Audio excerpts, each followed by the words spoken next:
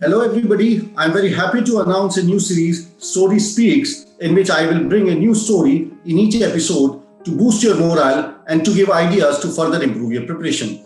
This series is based upon the request of thousands of students who have read my books and are members of my social media, wherein they requested to come up with an exclusive channel or exclusive series wherein only stories are there. And I also personally believe that stories are not only easy to understand, retain, and implement, but are also a powerful medium to carry the message.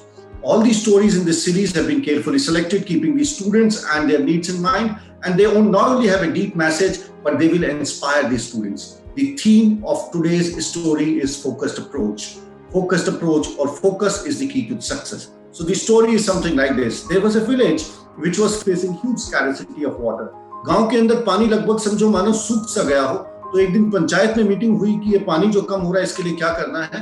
तो पंचायत ने decide किया कि कुआं खोदा जाएगा। ये तो decide हो गया, पर कहाँ कुआं खोदना है इस पे बहुत बहस होने लगी। किसी ने कहा कि नीम के पेड़ के नीचे खोदो, किसी ने कहा पुराने वाले कुएं के नीचे, किसी ने कहा विलेज के बीच में, और किसी ने कहा कि मंदिर के पास क्योंकि ऑस्पिशियस है। अगले दिन कुआं खोदने वाली टीम ने नीम के पेड़ से शुरुआत किया। 15-20 फुट उन्होंने खोदा, पर उनको पानी का नामो निशान नहीं था। साइड में खड़े हुए लोगों ने कहा था, हमने पहले ही आपसे कहा था कि आप मंदिर में खोदिए, क्योंकि मंदिर के पास खोदिए, क्योंकि वहां पे ऑस्पिशियस है। टीम मंदिर चली गई, वहां पे भी 15-20 फीट खोदा, पर वहां पे भी पानी का नामो निशान नहीं था। बहुत गर्म दिन था, सूरज एकदम सर पे था और सारी खोदने वाली टीम एकदम पसीना पसीना थी। उसके बाद वो पंचायत गए और एक दो जगह उन्होंने ट्राई किया। शाम के 6 बज गए, 5 जगह वो प्रयास कर चुके थे, पर पानी का कहीं पे नामो निशान नहीं था। तो ये डिसाइड हुआ कि आज के लिए बस इतना ही करते हैं, let's call it a day, और अगले दिन पंचायत में डिसाइड करेंगे कि what is the next course of action. अगले दिन पंचायत में फिर से बहुत बड़ा बहस का मुद्दा बना कि अब क्या किया जाए। लगता है गांव के नीचे से पानी ही सूख गया है। इतने में एक बूढ़ा किसान खड़ा हुआ और उसने कहा कि आप लोगों ने 20-20 फुट 5 जगह कुआं खोदा है, अगर आप एक ही जगह 100 फुट कुआं खोदते तो शायद पानी आपको मिल जाता।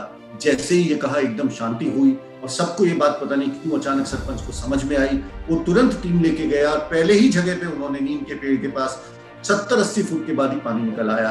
तो इस स्टोरी से हम क्या सीखते हैं? स्टोरी से हम सीखते हैं focused approach, clarity of doing what to do and what not to do. और एक बार किसी चीज को पकड़ ले तो उसकी गहराई तक चले जाए।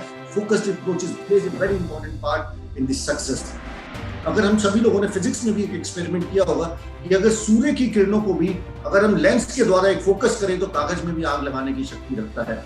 इस मैसेज को, इस स्टोरी से अगर हम स्टूडेंट्स के पॉइंट ऑफ व्यू से देखें तो कई बार मैंने देखा है कि स्टूडेंट जो है बहुत सारी किताबों के पीछे भागते रहते हैं। Instead of buying 1 or 2 books of a single subject, they keep on buying books, and some of the students use 5 to 6 books of a subject. हम सभी जानते हैं कि ज्यादातर सभी किताबों में 98 to 99% क्वेश्चन सेम ही होते हैं। तो it does not make sense कि हम उन्हीं क्वेश्चंस को अलग अलग किताबों से करें।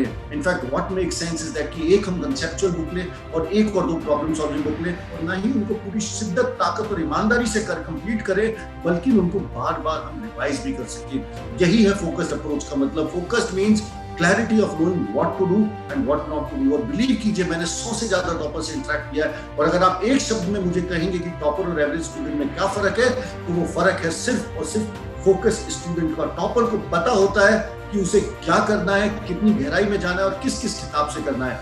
वहीं जो एक एवरेज स्टूडेंट होता है वो हरदम नई किताब, नए सवाल, नए क्वेश्चन बैंक के प्रयास में भागता रहता है और सारी चीजों को आधा अधूरा कर लेता है। तो what makes more sense is that we should have a focused approach towards our preparation. तो ये थी आज की कहानी। उम्मीद करता हूं कि आपको पसंद आई होगी, और आपसे रिक्वेस्ट करूंगा कि इस चैनल को आप सब्सक्राइब करें, ताकि मैं अगली कहानी जो कि इससे भी ज्यादा इंटरेस्टिंग और इससे भी ज्यादा मजेदार होगी वो लेके आऊं, तो आपको अपने आप से नोटिफिकेशन मिल जाए।